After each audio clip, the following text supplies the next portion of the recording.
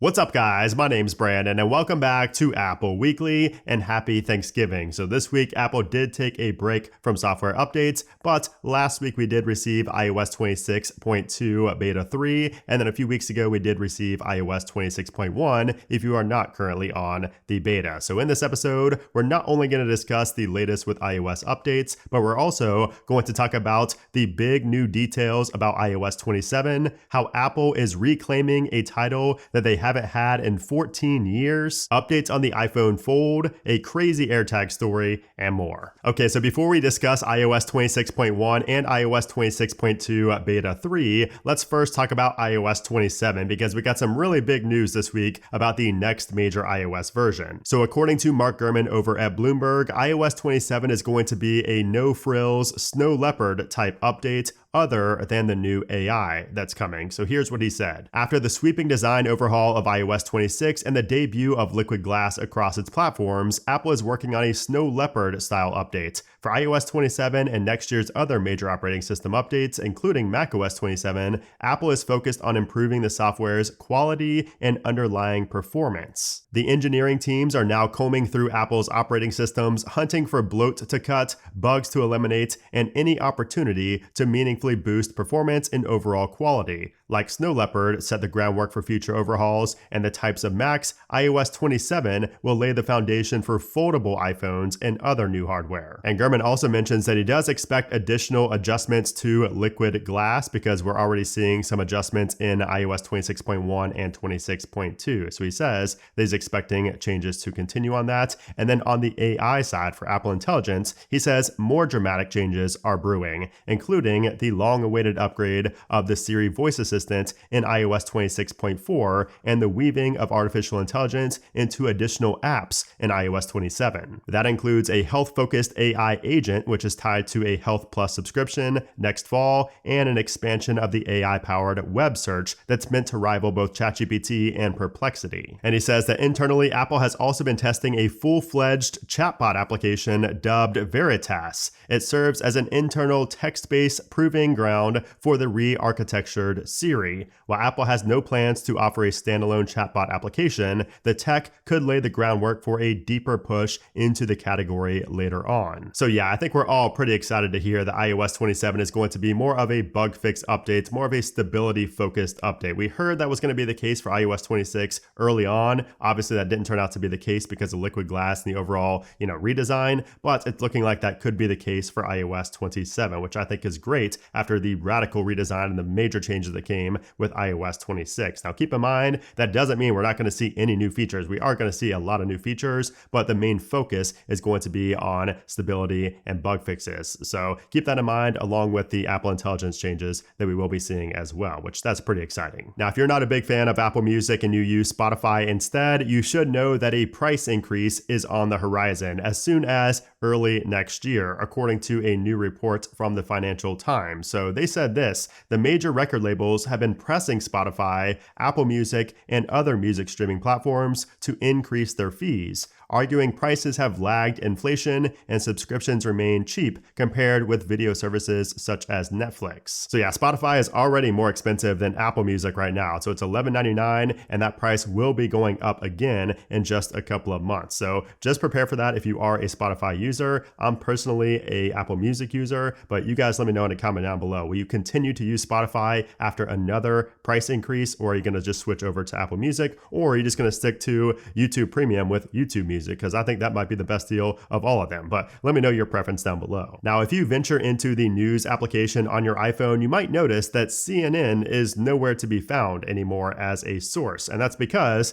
CNN quietly wiped everything from the Apple News application this past weekend. And this report came from Semaphore. They said this: CNN quietly removed its stories from Apple News over the weekend, ending the cable news brand's contract to share its content on the popular news application. The two companies are continuing to discuss a new deal that would restore CNN stories to Apple News. If you were a fan of CNN and you're wondering why it's missing, just know that they are currently renegotiating terms. Also this week, we got two new features with ChatGPT. So if you are an avid ChatGPT user like I am, you would notice that there are a couple of changes, starting off with this right here. You can see, research the best products now, get an in-depth guide. So if you're looking for something to buy buy. If you go to ChatGPT for that, you can see that we now have shopping research built in for all users. And take a look at how this works. So it asks you what your symptoms are. So if you have any of these symptoms, you can do that right there. So let's say sore throat, and you can use this right here. So I'll just say never tried for this, and then it will gather options for you and show you the things you should buy after asking you a couple of questions, which is pretty neat. And if you like the product, you can swipe to the right, or if you don't like it, you could swipe to the left, and it will ask you why you don't like that product right there. So that's pretty cool. And after you click on skip, it will show you,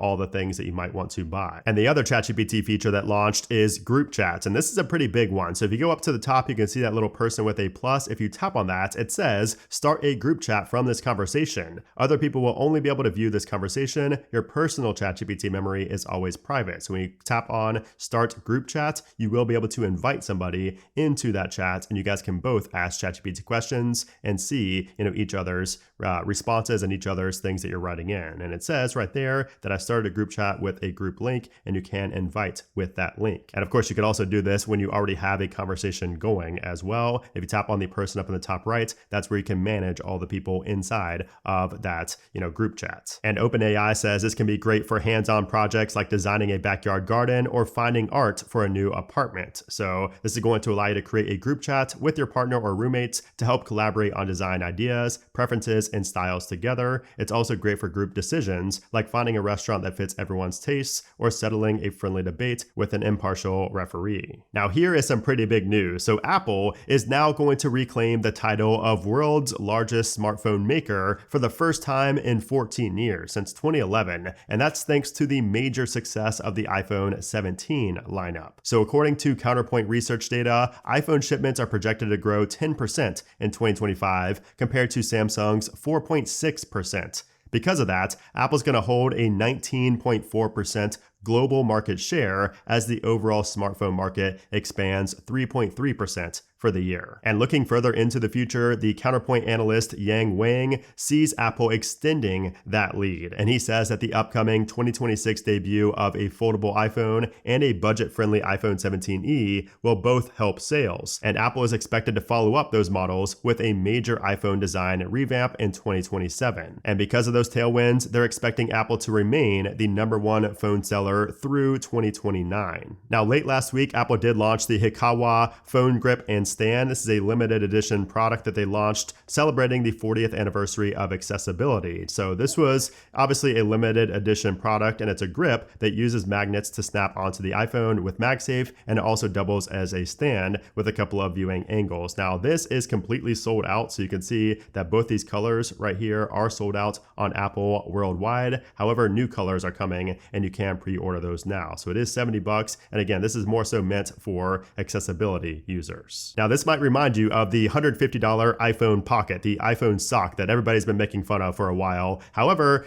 Apple is laughing to the bank because they are completely sold out in every country of that. However, if you wanted to get an iPhone sock, if you wanted to get one of these for yourself for $6, you now can, because they're selling pretty much one-to-one replicas on AliExpress. So yeah, some of these listings are pretty funny, and they describe it as a one-to-one replica, but of course there's no Issey Miyake print on the label, so you could tell it's clearly a fake, but I'm sure it does pretty much the same thing. Now, if you are a multi-millionaire or billionaire watching my channel, you might be interested to know that Apple's founding papers are going back up for auction in just a couple of months. So this is a new report that says that the auction house Christie's is going to be auctioning off the original partnership contract that created the Apple Computer Company in 1976. And the selling price is expected to fetch between $2 to $4 million when it goes live in January. Now, keep in mind, in the early 90s, Apple co-founder Ron Wayne sold the physical copy of the founding contract for $500. And then in 2011,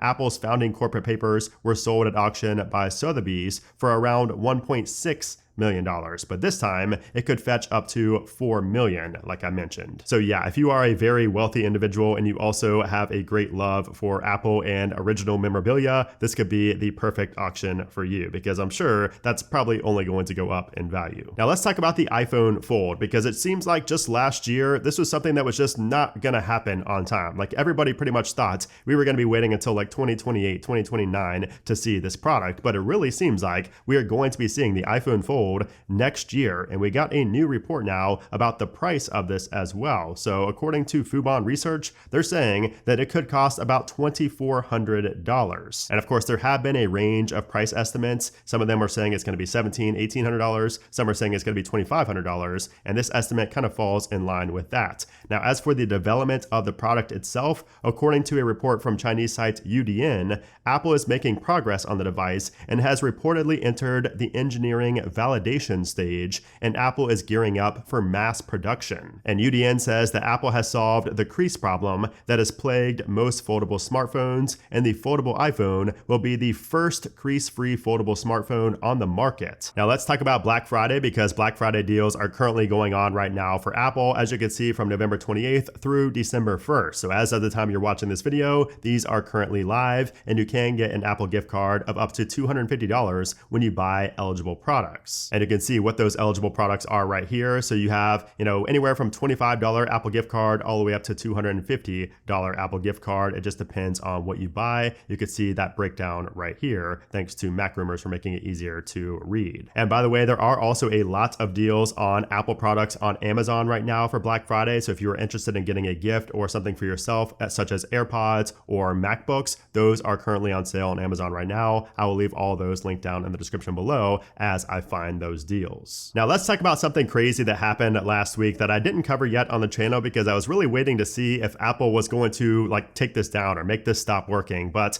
if you may have seen this already, but you can now airdrop files from an Android to an iPhone, natively, if you have the Pixel 10. This is kind of a surprise feature that was announced by Google with the Pixel 10. It now works where you can airdrop files from your Android to your iPhone, and you don't need any type of third-party application. This just works with the Quick Share file transfer feature, and as of right now, Apple still has not killed this. So it's going to be interesting to see if they end up killing this feature or not, because we kind of all remember how the beeper situation went. If you remember beeper, that's how you could get, iMessage on Android. It worked for a while, and then Apple eventually killed it. So Apple is not typically a fan of when third parties, Apple does work with Google, but it seems like they did not work together on this. Apple didn't really have any, play any role in this. So it's very possible that Apple could kill this in the future. So it's going to be interesting to keep an eye on that. But for right now, if you have a Pixel 10 by any, chance, and you have Apple products as well, enjoy airdropping together. And while we're on the topic of airdrop, let's go ahead and talk about iOS 26.2 Beta 3. And let's talk about how that's been running this past week, and also what you guys have been saying about this update. So first off, of course, one of the big changes in iOS 26.2 is the fact that we now have manage known airdrop contacts, a new feature in 26.2 that allows you to basically share airdrops with another device that is not your contact for up to 30 days. So even if you have your device set to contacts only, you will continue to see that other person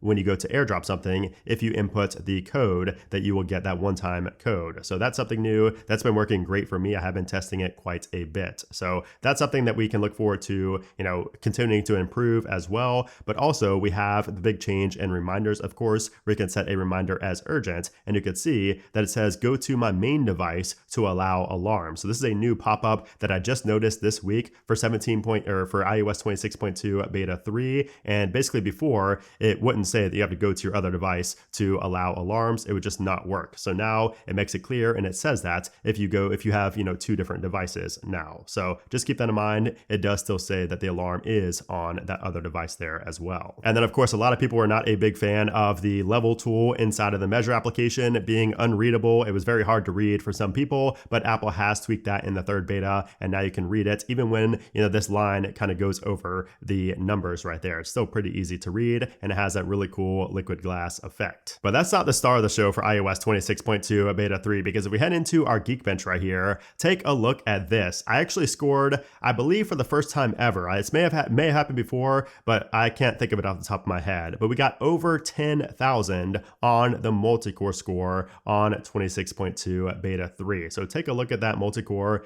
10,009, and the single core of a 3862. So you can see how that compares to all the previous versions right here. Very impressive results. It's not the first time I've done, a Geekbench test well after the software has been out. So it's pretty impressive to see over 10,000 right there on my 17 Pro Max. And that's actually reflective as well in the overall performance of 26.2 Beta 3. I've really had no issues whatsoever when it comes to performance, no UI issues, no UX issues, no, visual bugs even. I've really had no issues whatsoever. You can see the threads icon down there in the bottom right is acting up a little bit. I'm not sure what's going on with that. So maybe I just spoke this into existence, but we do have a little bug down there, it seems like, with threads not showing the proper app icon. That's strange. But other than that, I really have no complaints about 26.2 beta 3. And I've actually seen a lot of you guys also mention how it's the best for performance so far. So I've heard that from you guys, but I've also heard that the battery life might not be the best. And for me, that's kind of been the case as well. So battery life is fine, don't get me wrong, but I still don't think it's on par with 26.1, the final release, which obviously isn't really expected for a beta, but it is always nice to see when a beta is better than the previous stable build. So you guys let me know. I'm currently at 86% right now, which is pretty solid. I believe I started at 90%, so going pretty good for battery life.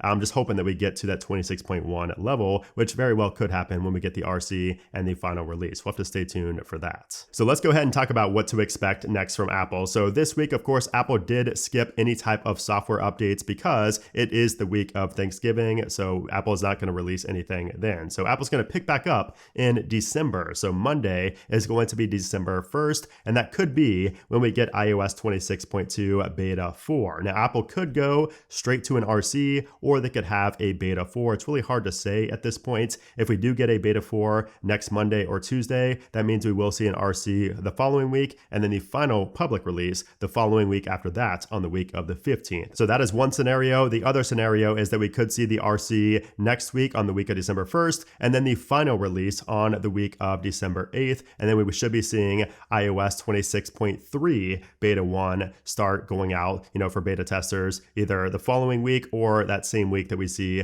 iOS 26.2 get released to the public. However, I would not expect any type of software releases on the week of December 22nd or the week of December 29th. So Apple's not gonna, release anything else software-wise until most likely the week of January 5th at the earliest. And then finally, just as tradition, we have another crazy AirTag story. So this time in Mississippi, a thief hit the construction site of a brand new Chick-fil-A, but he had no idea that there was an AirTag hidden in the gear that he stole. So the construction workers for this new Chick-fil-A showed up to work one morning and realized that two things were missing: a still backpack blower and a utility locator device, both worth around $7,000 for the total. But thankfully, one of these workers had secretly tucked an AirTag inside of the blower in case it were to get stolen. And of course, it did end up happening. So when he opened up the Find My application to track down this device, it led him straight to the house in the area. So of course, right after he saw the location on the Find My application, he called the police, and officers from 2 different counties showed up at that address. And sure enough, both of these stolen items were found inside of the home, and the man who was at the home, named Robert, was arrested on the spot for grand larceny, and police say that more charges might be coming. So yeah, we've heard this story before with construction devices, because these construction, tools are so expensive that if you're a construction worker out there, if you manage a construction team, you might want to put an AirTag,